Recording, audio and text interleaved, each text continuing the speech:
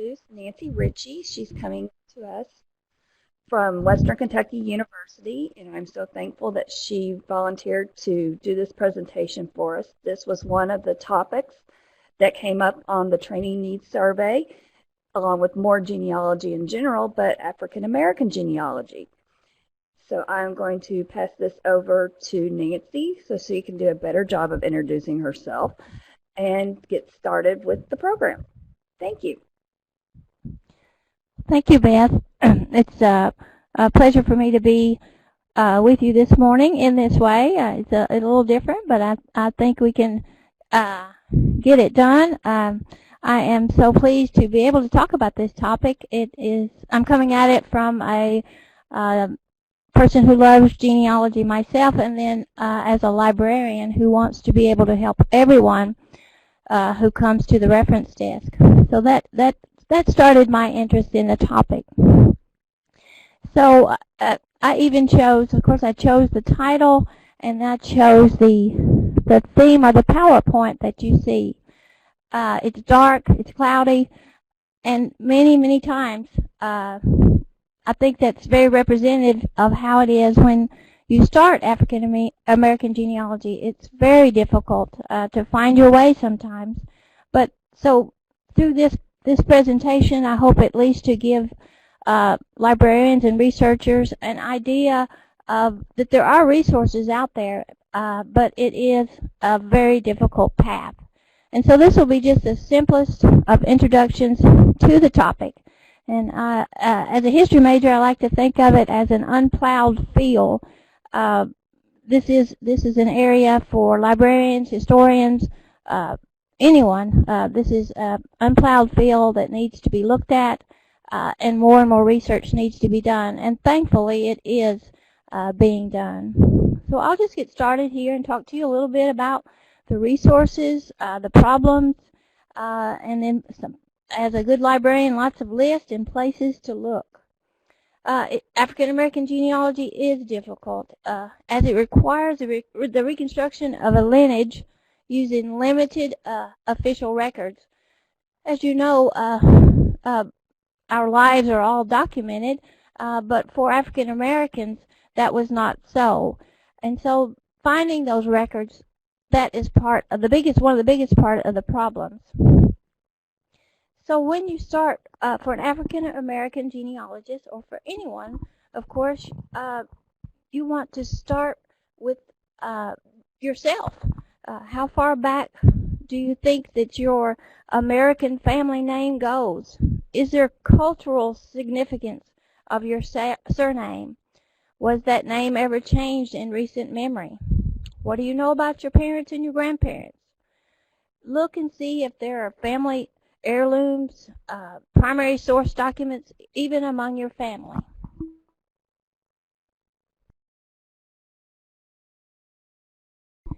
The quotes that you'll see here are from some wonderful books that I used in preparing for the presentation. And so one of them, "Don't forget the bridge that carried you over." And of course that's referring to your family members. And so those very first steps for anyone are to start listening, start collecting, and then start recording. And when you come at genealogy, you've got to come at it with a critical eye. As we all know, we cannot accept things that are found on the internet, so you're going to be looking at everything that you find with a critical eye. You're going to have a detective's determination. You're going to have lots of time. You're going to have a listening ear. And you're going to be looking for two things. You're going to be looking at the experience, and then you want the records and the documents to verify and interpret that experience.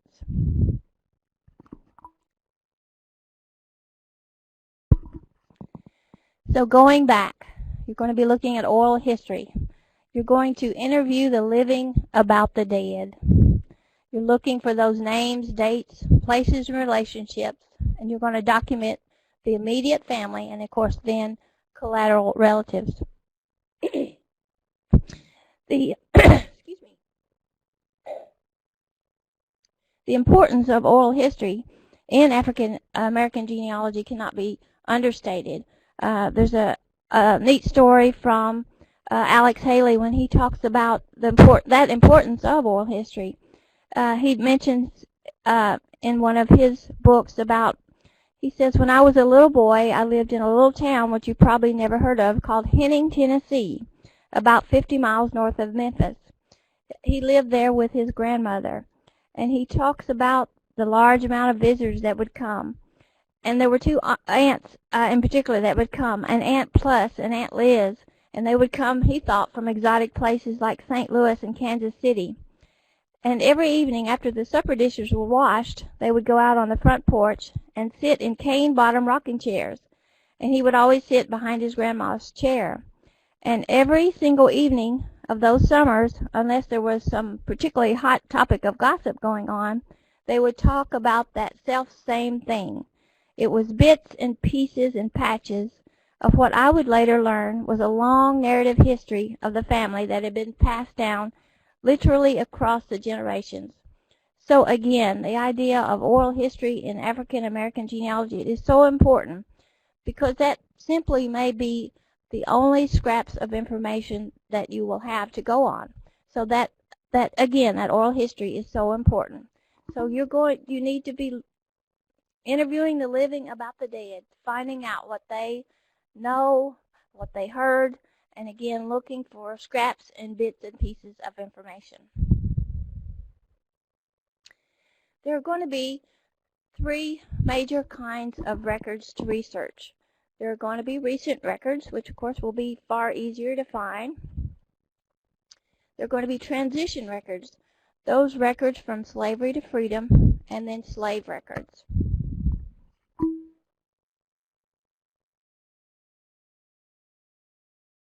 I see that you all can't see the slide that comes up next. I guess it is a little bit too light, but I entitled it "The Problem," and it illustrates so well the problem, and I wish you could see it. But it is about an African American man from Butler County, Kentucky. The family that he lived with. He was born in about 1860.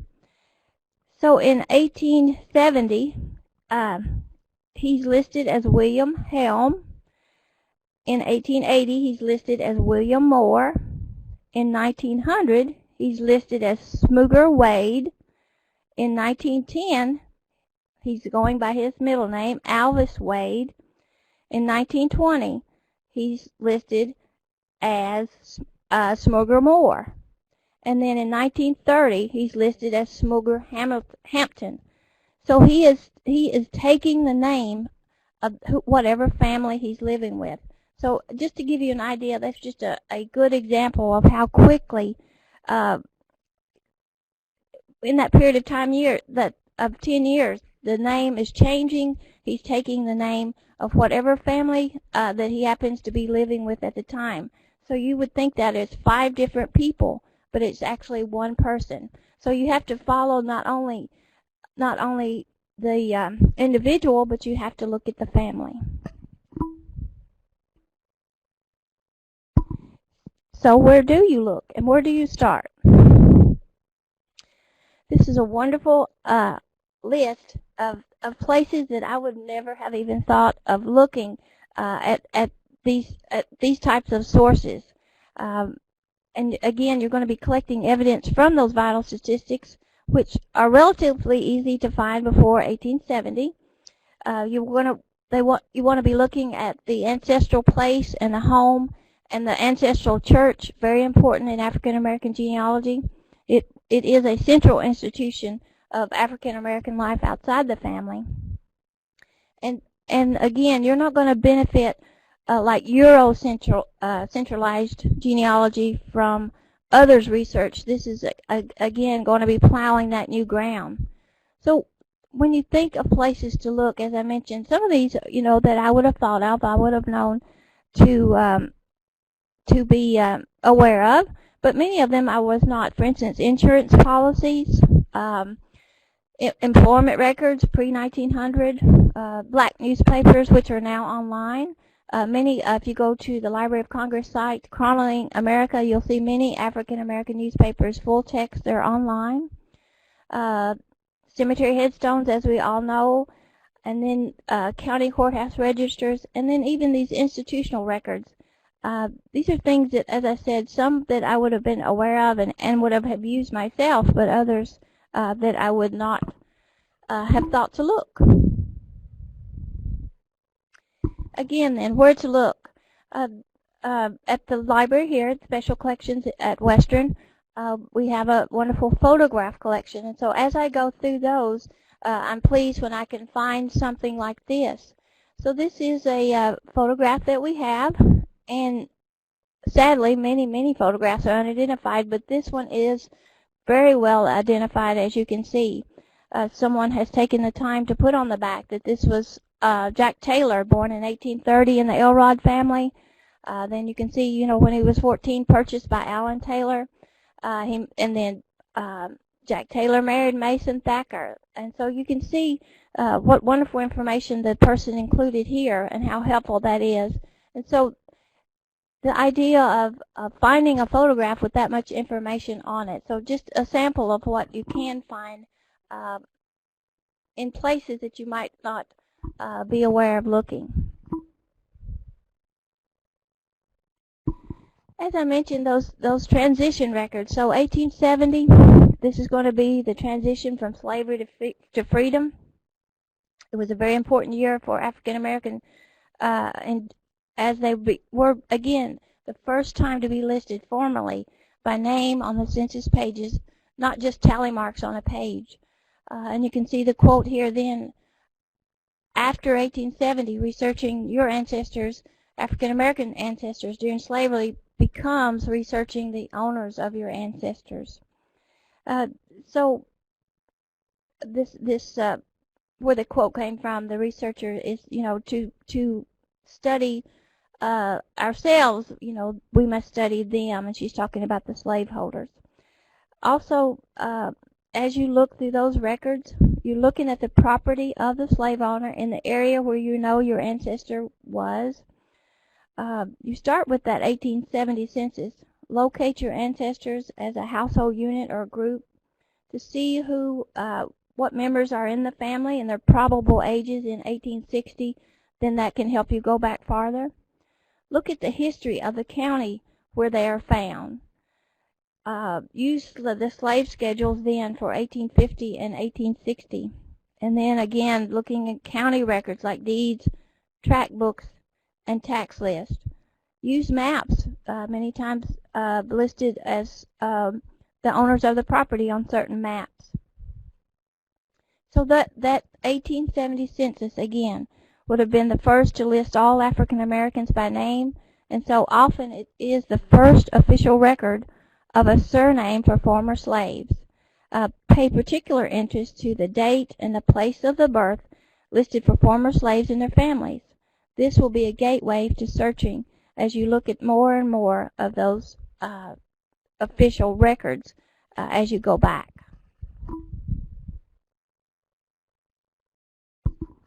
So slavery's clues then, where to look for those. And I'll talk a little bit more in a minute about the idea of, of course, not all African Americans were enslaved. They were free people of color. So I'll talk a little bit more about that.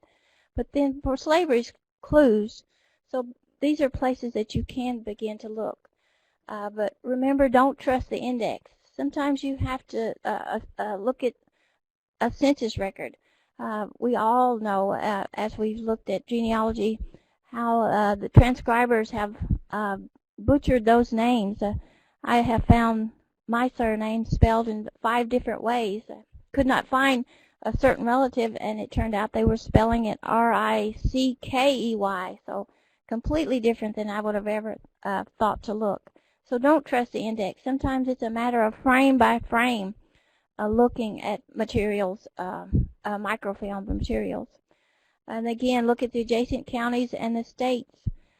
Look at tax rolls to see if they owned any property, and then other censuses that I mentioned. Black children indentured to whites.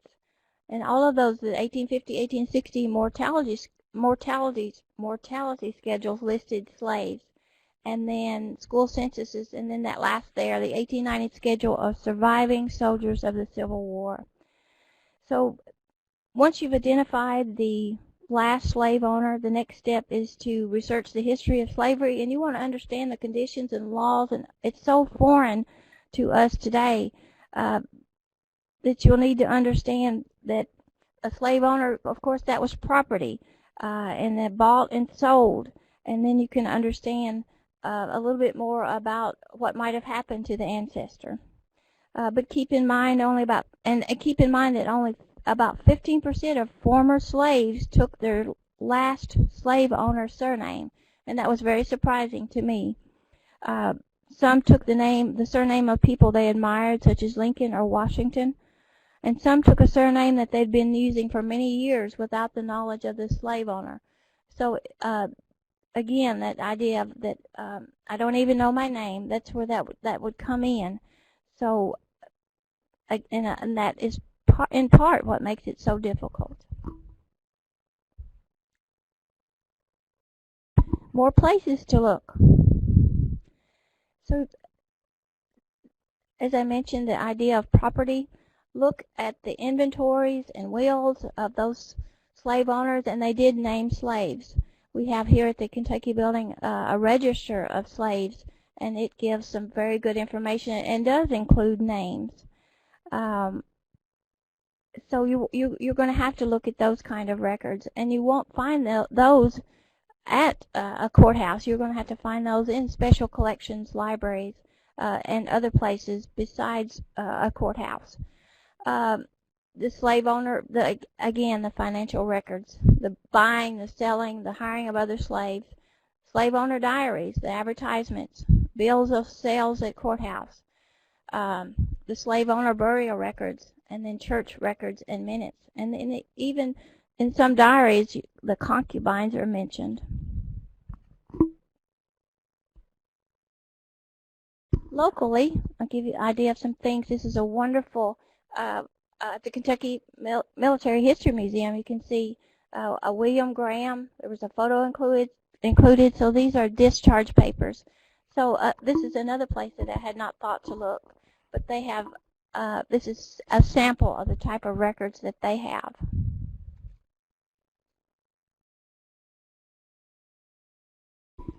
And then online, you can find these, Born in Slavery, the Slave Narratives from the Federal Writers Project. You can see 1936, 1938. There are more than 2,300 typewritten narratives. Over 10,000 pages of these have been digitized, and they are keyword searchable. And there are more than 500 photographs of the former slaves with links to their corresponding narratives, and these are just now being put online.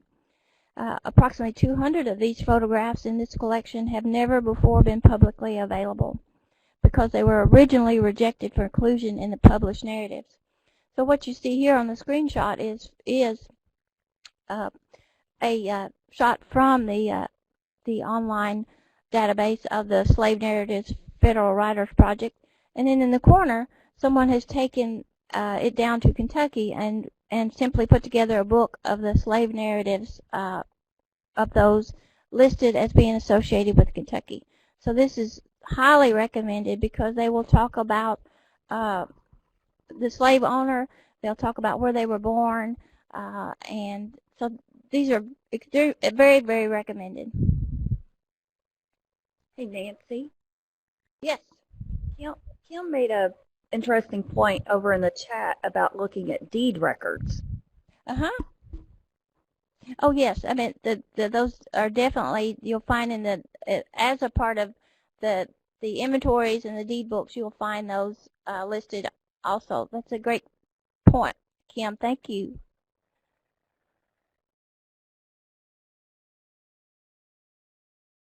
So the idea of slave or free, and again, this was, I guess, surprising for me that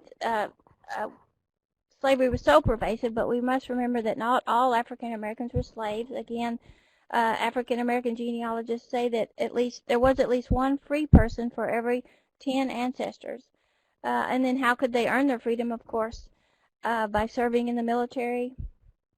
And a few African Americans brought to this country as indentured servants, just like white persons were indentured. And so, just the idea and to be aware that not all were enslaved. And again, how were they free? They were free because of meritorious service. They bought their own freedom, which was absolutely amazing in the ways that they were able to do that. They escaped.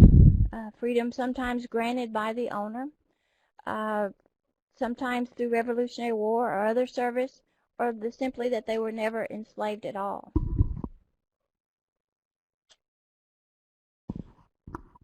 And so as you look for the idea of them being free, if the ancestor was a free person of color, look for oral history again about being free. Look for their residence in a historically black town or area. Any Canadian connections, heavy mulatto ancestry, very early and continuous educational achievement. Look for pre-1914 migration patterns as they settled in major urban areas.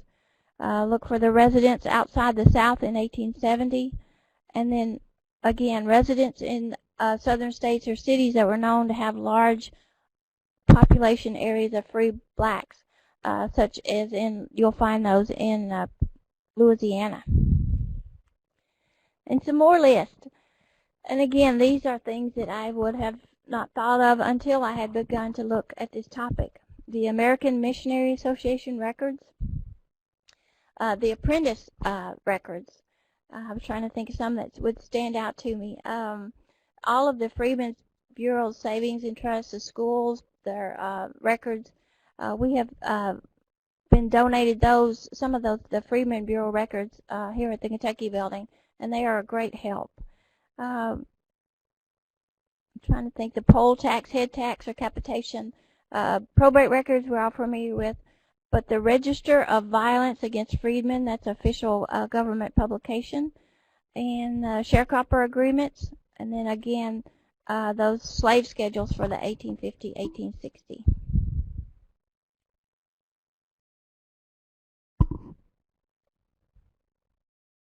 Now these was some of the most interesting records that I found. The Cohabitation Records were created to identify and legitimize marriages and children born to those in slavery. So the information will include the names of the individuals, the ages, the places where they were born, last known slaveholders, and then the approximate year of marriage or cohabitation. These records are an invaluable resource in the identification of former slaves, and many of them are being digitized and are online. It is most likely the first time a person born into slavery will be included in a public record. And the reason why, of course, the county court clerk was required to maintain such a record book for this purpose, and they received 25 cents per entry for their service. So they were very careful about that, wanting to get as many of those as possible. And as I mentioned, they are more and more being digitized, and you can find those online for select places.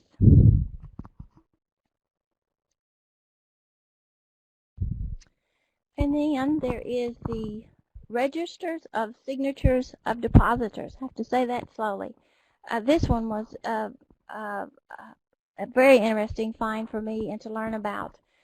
This is officially called the Registers of Signatures of Depositors in branches of the Freedmen's Savings and Trust Company, 1865 to 1874. This was chartered by Congress in early 1865 for the benefit of ex-slaves, and the surviving records relating to the bank and its collapse are rich sorts of documentation about the African American family. And it was an effort then to protect the interests of the depositors and their heirs in the event of the depositors' death, so they took as much information as they could. And the data in these files provides researchers with a rare opportunity to document the black family for the period immediately following the Civil War. So the type of information that you'll find on these registers includes, of course, the depositor, the account numbers, age, complexion, the date of application, the place of birth, the place raised, the names of parents, brothers, sisters, and remarks, and then a signature or the X, of course. And some of the earlier volumes contain the names of former owners and mistresses and the plantations where the depositors resided. And even some of the entries include copies of death certificates for official verification. So you can see this one here, Henry Hobbs, born 1867, and then his remarks about he doesn't know where his father lived, and then where his parents last ended up, that sort of thing. So a very wonderful resource.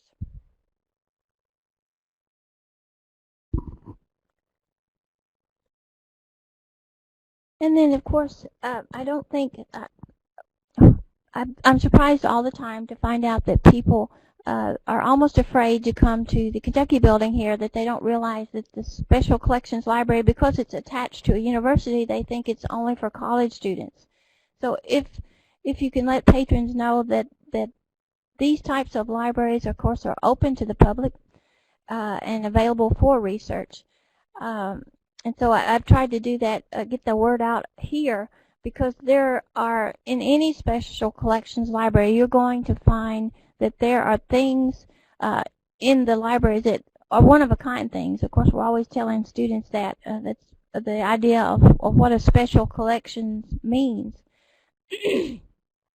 And so for the African-American researcher, they will have to get to know about those types of historical societies or special collections or other museums that may have those records that are going to be the only piece of a puzzle that they will have to put together their family history. So outside of our local type of special collections, there are those in other states, particularly where a majority of slaveholders would have lived. For this example here that I want to highlight for you, the Avery Research Center at the College of Charleston. And you can see its mission statement there: to collect, preserve, and make public the unique historical and cultural heritage of African Americans in Charleston. And so they have tried to collect those last remaining bits of information, preserve them for future generations. Other types of information found at special collections libraries and archives. Many of them now have, and we have here at the Kentucky building, some microfilm collections. They are the records of the plantations of the Old South, and they list the white families who owned and operated and lived on them, and then the African Americans who toiled on them as slaves for more than 200 years. These microfilmed collections consist of business records, account books, slave lists, overseers' records, diaries, private letters exchanged among family members, and even an occasional letter written by a literate slave. They do come mostly from the larger tobacco, cotton, and sugar plantations, but there are a significant number that have been microfilmed. Included in these type of collections, the records of the antebellum South that are from the more modest estates and the smaller slaveholding operations.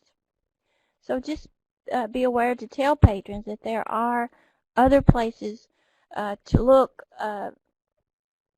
that they might not think of, and then that they might not realize that they are welcome. The public is welcome to come in to do research.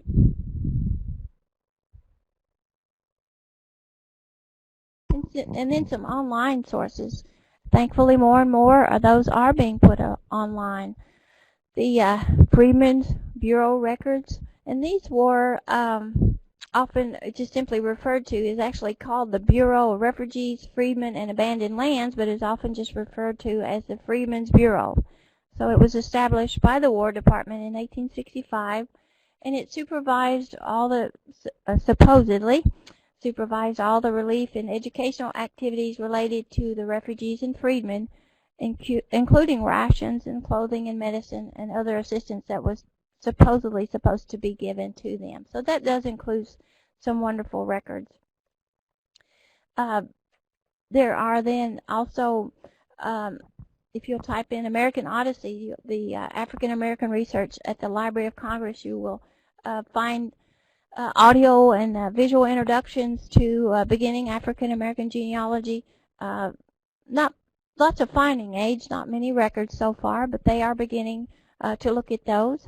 And then at the National Archives also, you will see the listing here that I have for beginning African American research. So some really good places, at least nationally, that they're trying to open up this topic. And I did find a wonderful, as I said, a video introduction to beginning African American genealogy. And there's a wonderful PBS series that Henry Gates Jr. does, Finding Your Roots, and that was probably one of the most wonderful things I've watched. It's very moving as he interviews noted African Americans of today and helps them trace their ancestry back. And so many of them are shocked, surprised, and pleased by the information that they find.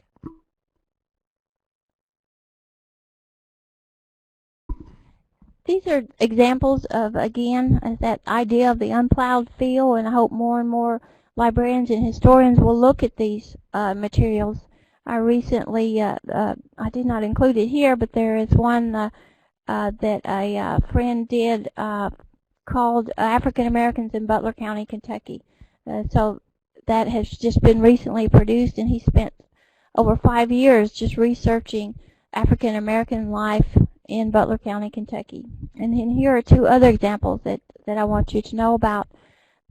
This one on the left, Barron's Black Roots, so a history of black families of Barron County, Kentucky. Volume 1, as you can imagine, that can be a continuing series, produced in 1992 by Gorin Publishing. And this is very helpful. We have students who do a county history paper, and these types of materials have been invaluable to them. And then African American Heritage of Simpson County, Kentucky. Again, getting it down to the county and local level, and they transcribe the records, put them in book form, and these are so helpful to genealogists. And again, the idea that they may want to check those records themselves, but at least they can get an idea of the type of records that are available at a county level. And this one is for Simpson County, was produced by the it was a joint project, the African American Heritage Committee and the Kentucky Heritage Council. So more and more of those are being produced, and I hope to work on some of that myself, because those records, simply if a librarian could look around at their library archives and produce a finding aid for the materials that are related to African American genealogy, would be very helpful, because many times any researcher going into a library, it can be a very daunting experience. But if they can even have a way to begin and know what is there, those are always so very helpful. So just be aware that there are locally produced materials. And then some online sources. We all are familiar with Ancestry.com and Heritage Quest. Ancestry, of course, we all have a love-hate relationship with Ancestry. It's like Charles Dickens' idea of it's the best of times or the worst of times. It is the best of places to look, but it is sometimes the worst of places to look, because it is there's so much information, and you really have to you have to be patient, and you have to look, and you have to learn tricks. But Ancestry is, of course, the largest, and they have captured many of the records, and this listing here are the type of things that are available on Ancestry. And Heritage Quest, and many times I like to use Heritage Quest for census information, because sometimes it's so much simpler than having to go through the census records at Ancestry. But they do have available on Ancestry the Southern Claims Commission, the U.S. Colored Troops records, the Freedmen Bureau, the bank records, and the Freedmen's bank records are also available on Heritage Quest. They have a series of African American books online. So just a sample here then, Charleston, South Carolina, Black Death, the records of the field offices, and this is just a sample of some of those. And you can limit it, when you get on Ancestry, limit it to African American resources. One of the most interesting for me was the Southern Claims Commission. And again, just learning about these resources to know that these are the types of things that are out there. This Southern Claims Commission was created by Congress in 1871. It's also known as the Commissioners of Claims. 3 commissioners were appointed by the President, and they were supposed to receive, examine, and consider claims of those citizens during the war who were loyal adherents to the cause, who helped during the times of rebellion. And so one sample that I found was a Louise Ferguson. She was a freeborn daughter of George Washington's carpenter. William and Louisa Ferguson, born in Fairfax County, Virginia. She filed a case in 1873 asking for $150 for a stolen horse. So the information that came from the Southern Claims Commission, it lists that she was born in 1804, then the wife of William Ferguson, that he was the son of a slave named Dennis Johnson in Fairfax County, Virginia. She had 16 children, and she did support the Union cause. In her deposition, she said that my father belonged to General Washington. He was General Washington's carpenter. General Washington set him free, and my father afterwards bought my mother and set her free. And I was born after my mother was set free. She claimed $150 again for a sorrel mare that had been stolen from her. She said it disappeared on a cold night during the winter of 1862-63. It was a night when there was a small skim of snow or sleet on the ground. And because of that, she was able to track the horse, she said, smack to the camp at Spring Bank 4 miles away, and found her own horse.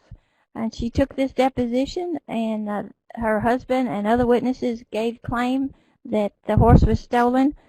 But by the time that the head man got to the camp, of course, the horse was gone. And unfortunately, her claim was denied. But you can see that through records like the Southern Claims Commission, all of that type of information that you will find nowhere else will be available in sources like that.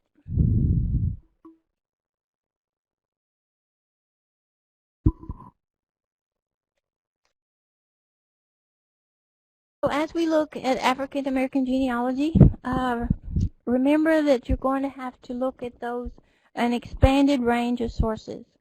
And we all know that genealogy is a process, but I guess I can't explain or point out enough that for African American genealogists, the process is going to be doubly difficult. It will require patience, and looking in corners that you would not have thought of. As you research slave genealogy, where you might think, well, I have to have those primary resource documents, those vital statistics. For African American genealogists, secondary sources are going to be invaluable and sometimes the only source. And again, back to that ideal of oral history. And just remember that researching slave genealogy, African American genealogy is going to be similar to putting together a puzzle without having all of the pieces. And I guess that's probably the best way to identify it. You're not going to have all the pieces, and you're just going to have to keep looking and looking until you find bits and pieces, as Alex Haley mentioned, to put together a family history. And the idea, too, it is because, the historical social status of African Americans, it did not always mandate an official record as it would for others, because there was no actual daily record keeping of their lives or culture. So it is essential, though, to look for these records to establish an African American identity. Circumstances in history will have kept much of this genealogical information hidden, And so they're going to have to establish their own pathways to look for this information. And for librarians and information professionals, I hope that we consider the growing diversity of the American culture, and knowing that young and old alike, finding that knowing your roots, knowing where you came from, it is a personally rewarding experience for both the librarian, the information professional, and the researcher. But there's more then involved too in uncovering, I think, a family history, and it's something that has meant so much to me to learn about. It becomes part of a national story. It is a newly revealed piece, a small piece of American history that we learn about. The idea that our nation's history is the selective histories of all of the people, and it's only through the unfolding of all of our people's history that the nation's culture can be studied to its fullest extent. So this is an idea, just to know that this is a area that needs continual study and a place that needs to be looked at. And I hope more and more librarians and researchers and historians, as I say, I guess that is what I keep telling myself, that this is a field that needs to be looked at continually, and a cause that needs to be taken up and looked at. And those records need to be created, finding aids created, and access to those records to help African American genealogists on this path that they are going to have trouble sometimes, but it is a part of our job, I believe, to help them along this way. And so that is all that I have for you, and I'd be happy to take some questions. Of course, I can't hear you, but I'll try to look at the questions as you type and answer them as best as I can. Well, if you'll, Caitlin, if you'll simply type in Cohabitation Records, Google search or any other search engine, those will pop up for you. They are available through, for instance, the Avery Center, and I've not found any here at the library, but as I said, just type in Cohabitation Records and those will pop up for you, particularly in the sites that have been that do focus on African American genealogy. They were not kept for every county that I can see, but there will be many of them. But again, just look for, do a Google search or whatever search engine you like, and it's also having the researcher call the county clerk and find out if they were kept for that particular county.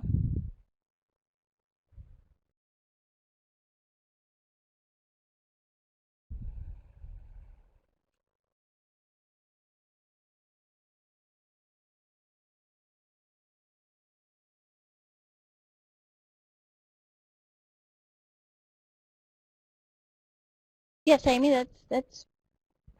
that's right. They have been transcribed many times. As you mentioned, public libraries have some of those type of books that have been transcribed and are available.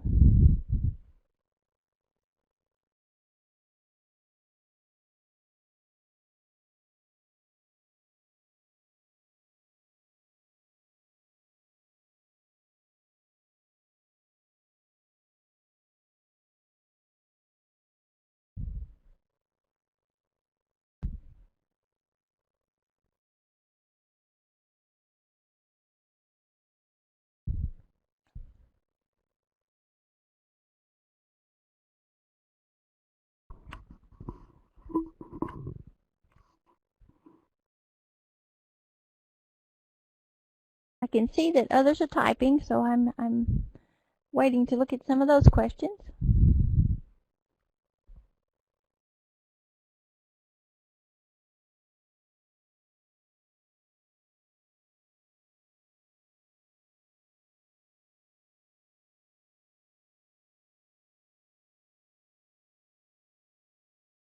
Well, thank you, Carolyn. I appreciate that. As I said, it's just a brief introduction to the topic, but just knowing that these are the kinds of resources that are available.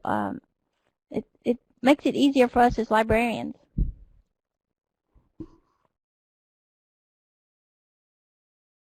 Laura, those, of course, if you do a WorldCat search, you'll find the records of the antebellum plantations, and I think that they put ours on WorldCat, and as I said, we have all of those available here. Microfilm collection, Western spent about $500,000 several years ago to purchase these records, and I'm not sure if they would be available, but any kind of WorldCat search will locate those for you, and at least you can tell the patron that that may involve some travel, but in Kentucky, I know that you'll find them. You'll find them here in Bowling Green, and I would believe a few other places, perhaps Lexington, at a major university.